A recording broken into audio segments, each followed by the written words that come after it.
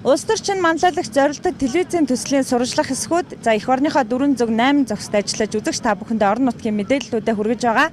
Хойд зүгийн аймагуд буюу Дархан уул, Орхон, Сэлэнг, Булхан, Хөвсгөл аймгийг хариуцсан ажилласан манай сурвалжлах хэсэг орон нутагт залуучуудтайгаа уулзаж улс төрчин манлайлагч зорилдог телевизийн төслөө танилцуулан тэдний оролцоог хангах үүднээс урьдлах хөргүүлж ажиллалаа.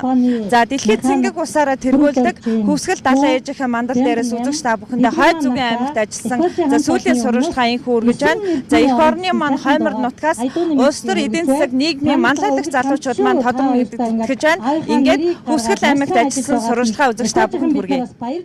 Эх орны маань Хоймор болсон энэ сайхан нутгийн уул ус, ой хөвч, тайг хосолсон гайхамшигтай байгалыг харсан жуулчин Монголын Швейцар хэмээн дуу алдсан удаатай гинлээ. Аймгийнхаа байгалийн үзэсгэлэнт газар нутаг Хөвсгөл далайхаа төгс хосолсон орчныг ашиглан аялал жуулчлалыг эрчимтэй хөгжүүлж байгаа нь орон нутгийн болоод Монгол орны эдийн засагт орох орлогын зохих хувийг эзэлдэг. Хөвсгөл далайгаас 40 гаруйхан километр зайд орших Алаг Эрдэнэ сумын хувьд аялал жуулчлалын салбараас олох орлогоор орон нутгийн төсвийн тодорхой хувийг бүрдүүлдэг. Нутаг орныхоо байгалийн сонин тогтцыг ажиглаж хамгийн сүүлд 50-100 энергийн төвийг олж илрүүлэн жуулчдын зорж очдог газар болгон тохижуулжээ. Аялал жуулчлалын бүтээгдэхүүнээ нэмэгдүүлж, далайн эрэгтэй 30 гаруй аялал жуулчлалын амралтыг ажилуулж, байгаль экологид ээлтэй үйл ажиллагааг эрхэмлэж байна. Энэ улс төрчийн манлайлагч төсөл нь Монголын залуучуудын оролцоог нэмэгдүүлснээр сум орон нутаг Монгол улсын хөгжилд бас томоохон хувь нэмрийг оруулсан нэгтгэл болж чадах юм болов уу гэж бодож байна. Яг нь миний ажил мэргэжлийн онцлогтой холбоотой бол мэдээж монголчуудад үндэсний хэмжээнд эрүүл ахуй, эрүүл байдал тулгамдаад байгаа учраас тэр талаас бас оролцвол илүү ойр байх болов уу гэж бодож байна. Ер нь бол залуусыг дэмжсэн чиглэл олон зүйл байдаг штэ.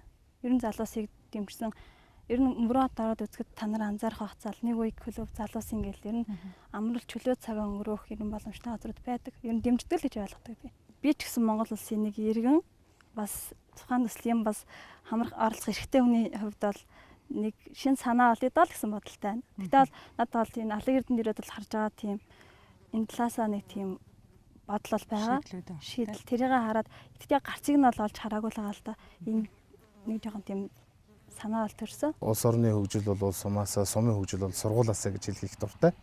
Ер нь бол мэдээж боловсролын салбар тэр дундаа тэргүүлэгч лидершип байна гэдэг бол ер нь одоо хүн болгоны ил хүсэм мөрөөдлийн асуудал хөдөө сайхан биш тийм. Хөдөө орон нутагт сайхан ажиллаж өөрийнхөө мэдлэг чадварын багаахан одоо эзэмшсэн мэдлэгээ энэ улс орныхоо олон сайхан хүүхдийн төлөө зориулж яваад баяртай байдаг тийм.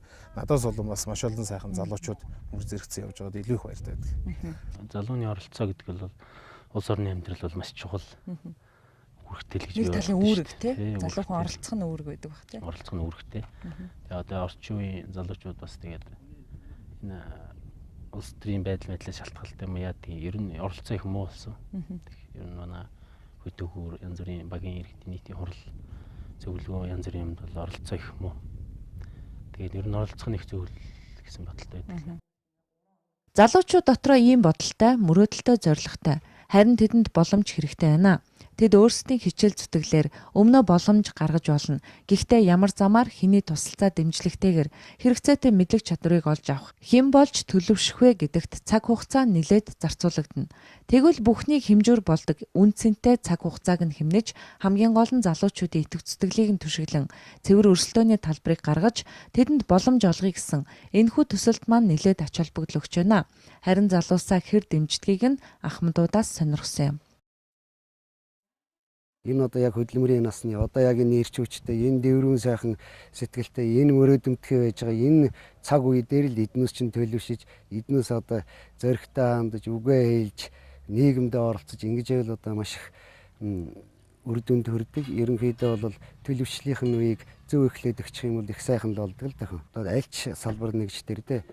Ер нь хойч үеэ биелдэх тийм ээ. Тэргүүлэгч нарыг л бий болгох гэж шүү дээ тийм ээ.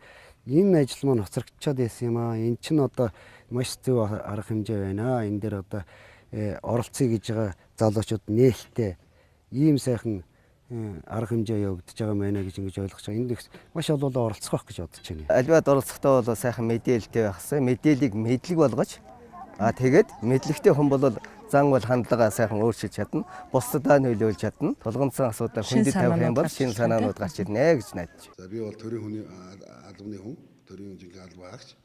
За гэхдээ улс төр дээр одоо манай залуучууд өөр харах болсон байх. Одоогийн залуусууд бол бас юмыг сэтгэдэг, хийж чаддаг ийм болсон үе. Үнэхээр л одоо дээр мөнгөтэй хэдэн улс төрд гардаг. Эсвэл одоо гарсан улс төр чинь ахтуу хамаатан садангууд нь хорин когчлоо хувааж авдаг, ууж иддэг л гээл хэвлэл мэдээлэл энэ олон нийтийн хэрэгслээр байнга л ярих юм байна шүү дээ. Тэгэхээр зэрэг энийг халахын тулд одоо тэр одоо шинэ үе, шинэ залуучууд төрөх нь маш зүйтэй байх гэж ингэж бодож байна. Бидний хувьд бол бас жоохон яг миний хувьд бол бас жоохон сэтгэл дундор байгаа юм л да.